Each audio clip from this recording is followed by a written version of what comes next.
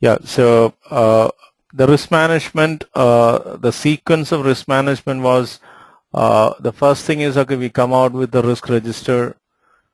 Then we filter it out based on probabilities and impact. So for every risk, we associate one probability factor and then an impact factor, then probability into impact. So that step we call as a qualitative risk analysis. And whatever is, then we may have a threshold, like anything above a particular value we'll be managing. The rest of the things can be under observation. So whatever is shortlisted, that undergoes one more round of filtering. We call it as quantitative risk analysis based on simulation techniques and all. And the final set of risks, which is quantified, we come out with risk response strategies and all. So that was the sequence of events. I think we explained it very quickly during the classroom session. So fine. So again, the input side, if you see, we have discussed everything already. The scope, cost management plan, schedule management plan, communications management, enterprise, environmental factors, and organizational process assets. The tools and techniques, planning, meetings, and analysis. The output is the output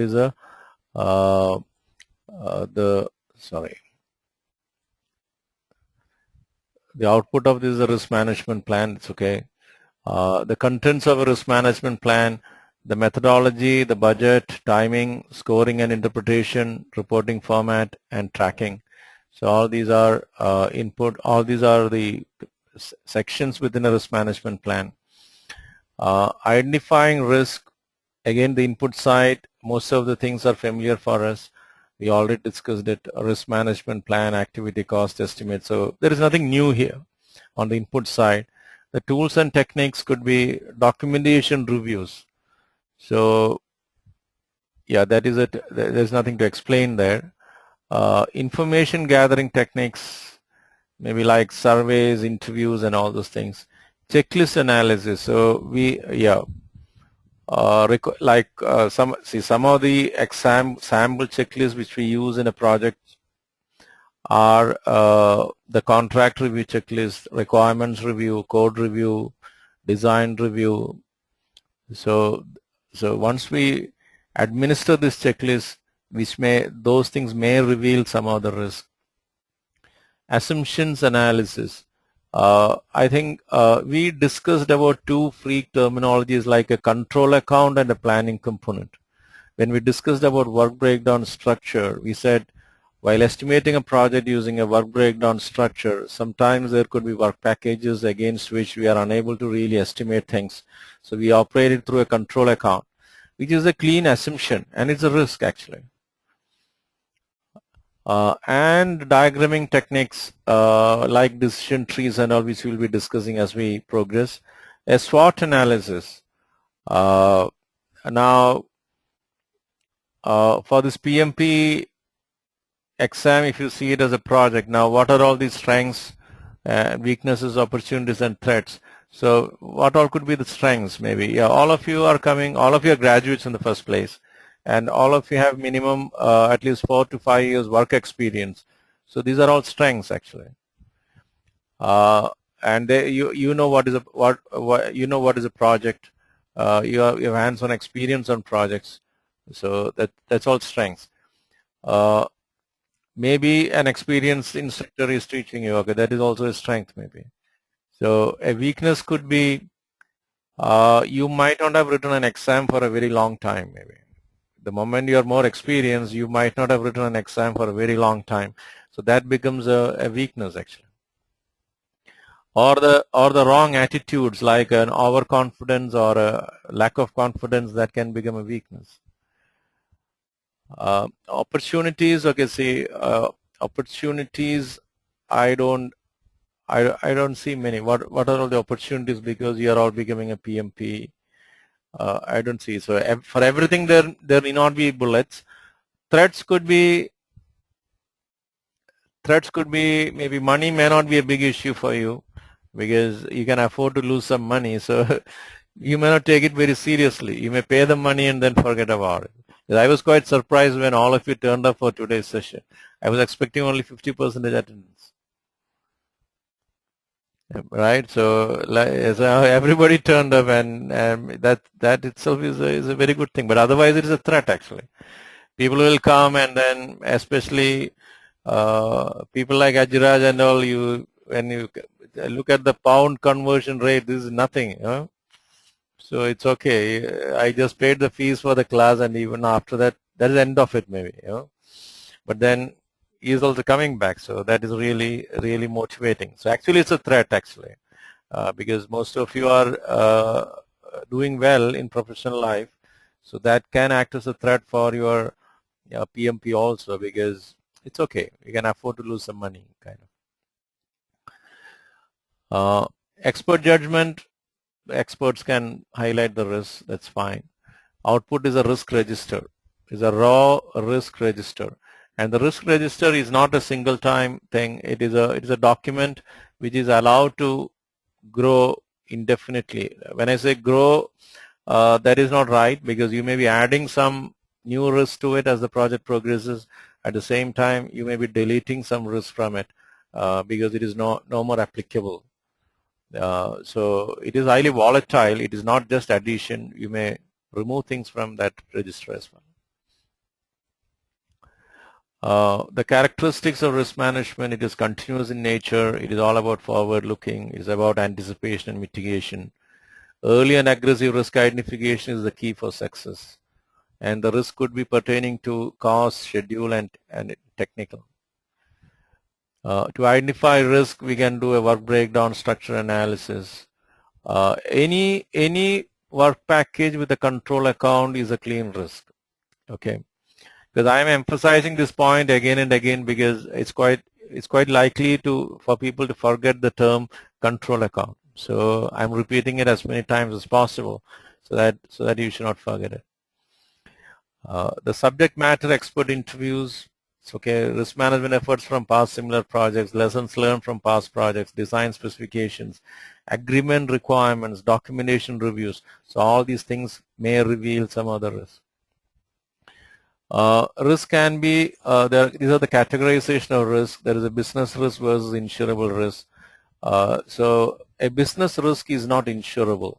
You cannot start a business and then go for an insurance saying that if it is a loss, compensate me kind of thing. So business risks are not insurable, whereas all other forms of risks are insurable. Then effect-based risk classification. If this risk happens, will it have an impact on the schedule? Will it have an impact on the cost? Will it have an impact on the quality or scope? So we are talking about the impact side of it. That is effect-based risk classification. Then comes source-based risk classification. If the risk happens, will it have an impact on, and is the risk coming from, is it a requirements-related risk? Is it a contract-related risk? Those kind of things.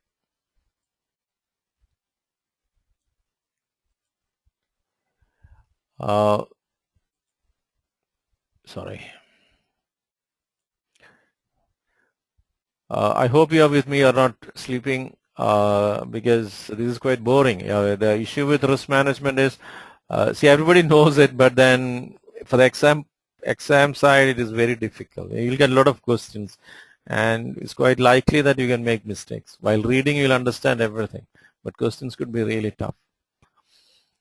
And the level risk can be classified based on levels of uncertainty, like known risk, known unknowns, unknown unknowns.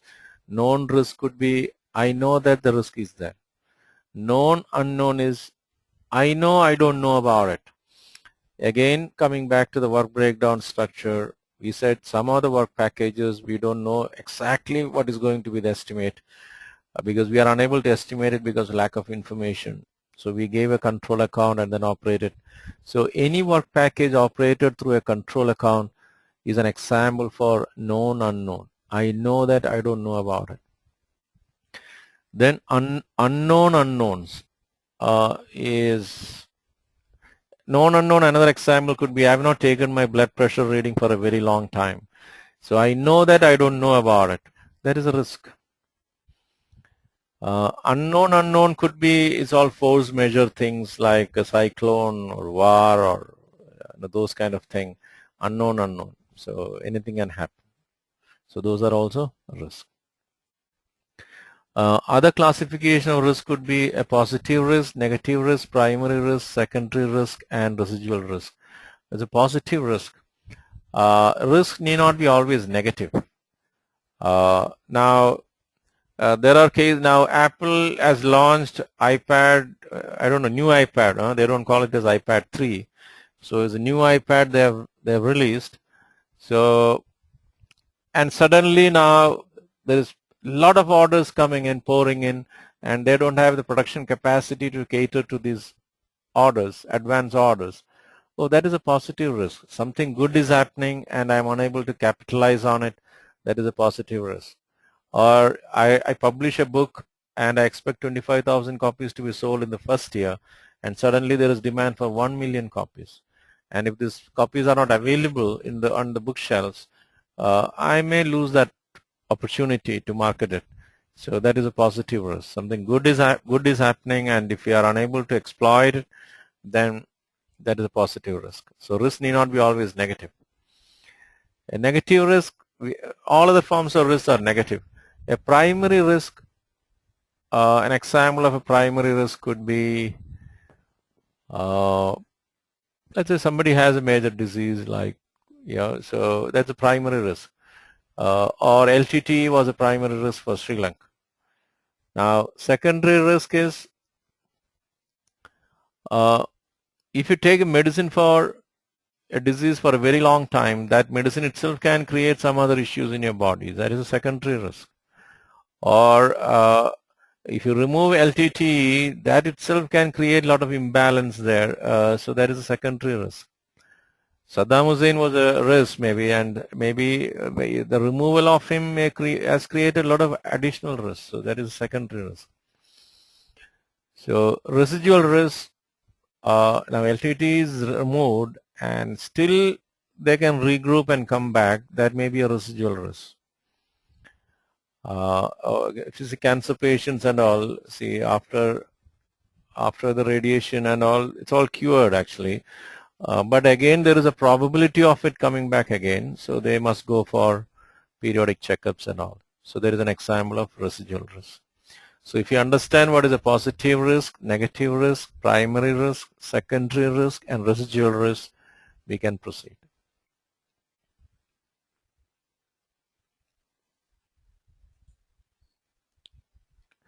Fine. Then for every risk, there are two parameters. One is the risk likelihood or probability, and the consequence, which is the impact.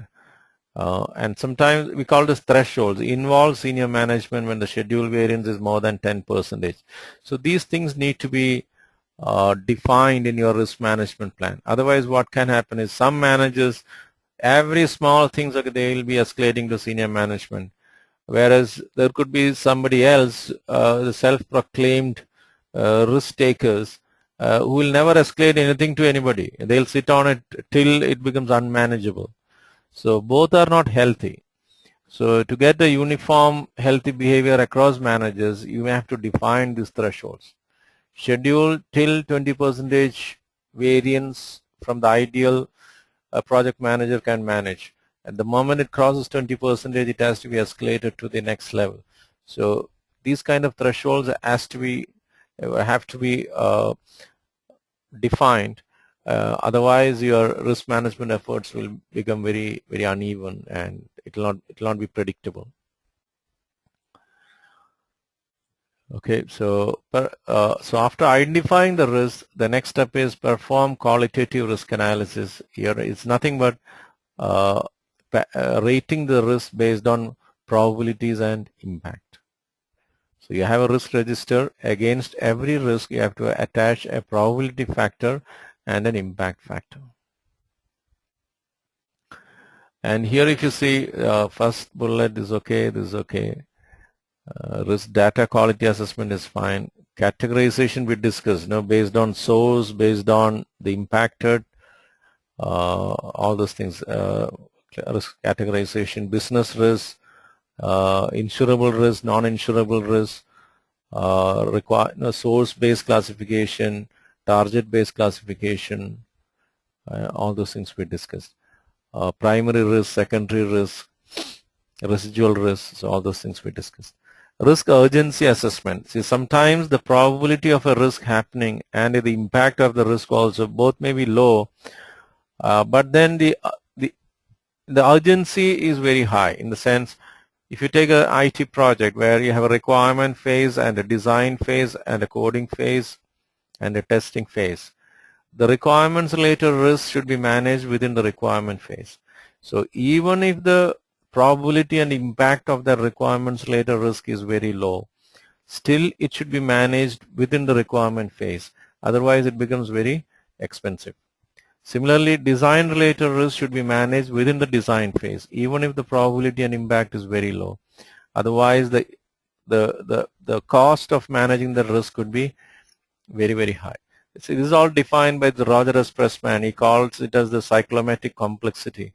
So if I have to manage a requirements related risk during the requirement phase, if the cost is going to be $1, and if I manage the same requirements related risk post release, it is going to be $1,000 plus. So the cost of managing a risk grows exponentially across the time of detection and the time of correction. So if the detection and the correction happens within the phase of injection of that risk, then it is cheaper. Okay, so yeah, so that is the reason here something of a risk urgency assessment. A child having polio, maybe the probability may be very, very less, but then the child has to be vaccinated before the age of 4. That is must. It cannot be delayed. Okay, so this is okay. This is okay. This is an example of probability scale where there is no norm by PMI on these things.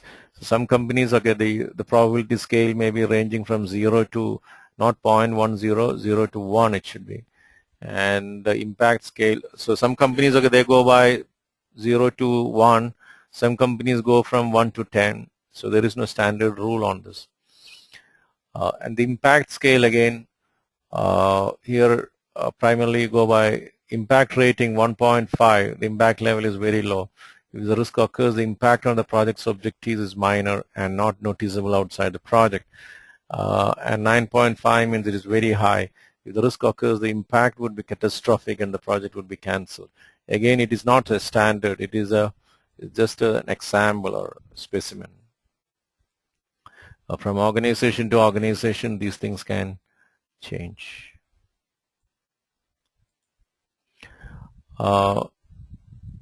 Then comes the probability impact risk rating matrix, which is nothing but, as we discussed already, every risk has a probability factor and an impact factor. So probability factor is plotted here and the impact factor is plotted here. So based on the probability and impact, the risk can be put into any one of these cells. So here what we are saying is anything 4 and above we'll be managing. So that is a threshold here. So this dark band of the risk will be managed and this white band of the risk will be under observation and this gray band will be, for the time being, we can ignore it. So this kind of a categorization of risk, we call it as a risk rate. The risk rating matrix is used to categorize risk based on these things. Okay, fine.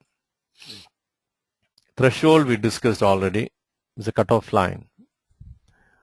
So this process of categorizing risk based on probabilities and impact, we call it as qualitative risk analysis. And whatever is filtered out from there based on the threshold, that undergoes a quantitative risk analysis. So here again, the tools and techniques, if you see risk register, all these things we discussed already. And the input side. The tools and techniques is data gathering and representation techniques, quantitative risk analysis, and yeah, that's fine. And the output is risk register updates. That's okay. It's okay. So this terminologies we should understand. Now let's say there is a risk A, and the probability of that risk happening is 10%. Let's say, and if the risk happens, the impact is 20,000. Then this probability into that impact is 2000. So one terminology used to explain that is called expected value or the expected monetary value of the risk, which is nothing but probability into impact. Here it is 30% probability, 45,000 impact. Then the expected value or the expected monetary value is 13,500, which is nothing but 45,000 into 30%. Now, one of the tools used for quantitative risk analysis is a decision tree. So this is an example. Now here we are deciding whether to create a prototype or not as part of the risk management effort. So if I'm doing a prototype, it is going to cost me 200,000 extra. And if I do not prototype, I'm saving that 200,000. And if I do the prototype, the failure probability is only 35%. And if it fails, the impact would be only 120,000. And if it doesn't fail, no problem. But if I do not prototype, the failure probability is very high. Let's say it's 70%. And if it fails, the impact would be 450,000. So the overall cost of this branch is 200,000 plus 35% of 120, which is the expected monetary value of that risk. Whereas the overall cost of this branch would be 0 plus 70% of 450,000. So which is expensive? This branch, the upper branch, or the lower branch? Which is more expensive? Lower branch is expensive. So you will always justify that prototype. Yeah, but then if you see only till here, half of the tree, you'll always think that prototyping is expensive. But then if you see the complete path, prototyping is cheaper than not prototyping. So this is one demonstration of this quantitative risk analysis. So if you see this mock fire drills which we do in our offices, it's part of risk management, and always we think that it's a real pain kind of thing. One day I have to get out of the air-conditioned cubicles and then stand in the sun and all. So, and always we curse that day, but then by doing that, the probability of a fire in your building will come down because they'll be checking all the systems and exit paths and all those things.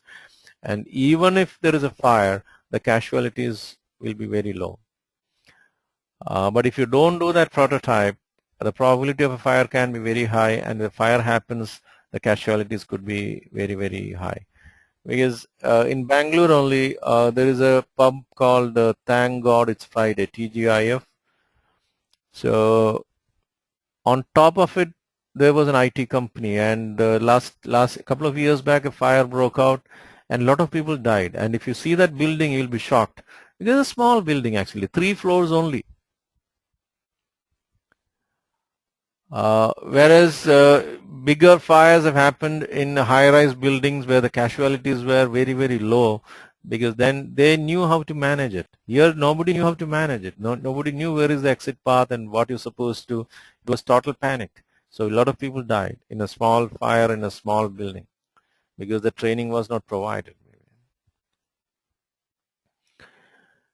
Okay. So that is, so what was the sequence? We came out with a risk register.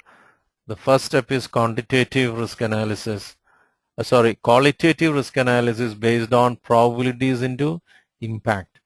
Then comes quantitative risk analysis based on decision trees and other simulation techniques and all. Because we have something called the Monte Carlo analysis, which is not used in ordinary projects and all, but again, you may get some questions around, 1 or 2 questions. In NASA kind of a projects and all, they are using it. So with my limited knowledge about OR, let me try to explain it. So now, let's say the C1, C2, C3, and C4 are all risks. And if the risk happens, let's say this is the network diagram of a project. If the risk happens, some of the activities will be affected. Now here the challenge is, now every risk has a probability factor and an impact factor. So ideally, if I have to manage a risk, either I should make the probability 0 or the impact 0, so that P into I becomes 0. So making a risk 0 is very, very difficult and expensive. That means constructing an earthquake-proof building is tough and very expensive, maybe, if it is feasible. Maybe an earthquake-resistant building is fine. So in that case, I should know what should be the probability values and the impact values I should be maintaining to control those risks. Making it 0 is impossible anyway. So what I do is, okay, first you make the probabilities and impact of all these risks 0. Then take the first risk, give a value of 1, 1. So based on these values, the duration of these activities, which has an affinity for that risk, will be oscillating between their optimistic and the pessimistic and the most likely values for every value you give here for the probability and impact for that particular risk. So you give 1, 1 here, and you get a project end date, and then you make it a 1, 2, then you get a different number. So this iteration happens maybe millions of times with the help of a computer. So at the end of that iteration, so it will give me the suggested values of probabilities and impact for every risk and the most optimal schedule durations. So that is a black box. This functionality is built onto statistical tools like SPSS and all those things. It has a function called Monte Carlo. So you give the values and then just give a click, it just gives you those numbers. So in normal ordinary projects we may not be using it, but at the same time a NASA kind of a project, definitely you will be using it. And National Bank of Dubai was using it for their credit risk analysis. And from the exam perspective, don't get panicked if you hear the word Monte Carlo, because Monte Carlo is one of the simulation techniques used for quantitative risk analysis, and you should get it right. Fine. So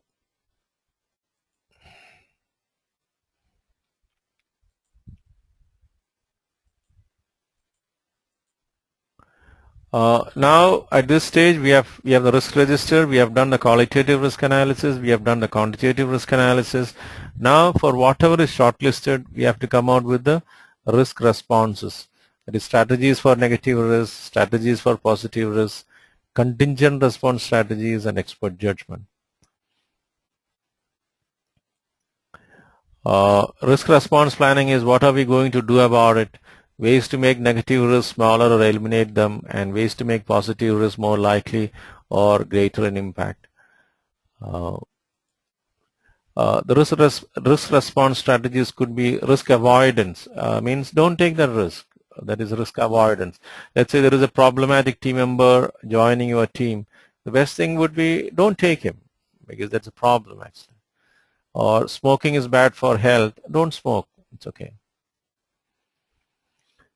Risk control, you may take that problematic team member, but then you will define his roles and responsibilities very, very clearly. You may give him a proper induction program.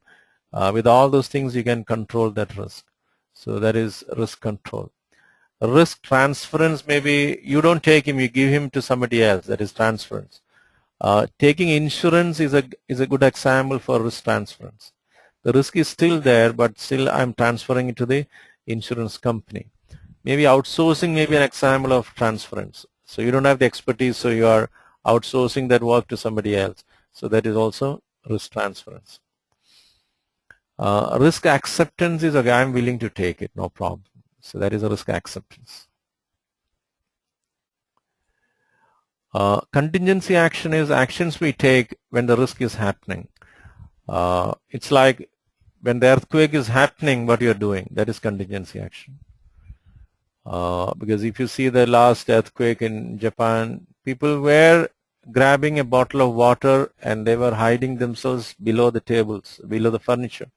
And that's exactly what we are supposed to do when an earthquake is happening. That one bottle of water is to survive till the rescuers come. And you sit below the table because the debris will not fall on you. So that is the idea. So that is a contingency action. Whereas constructing an earthquake resistant building is an example of risk response. Whereas contingencies, they are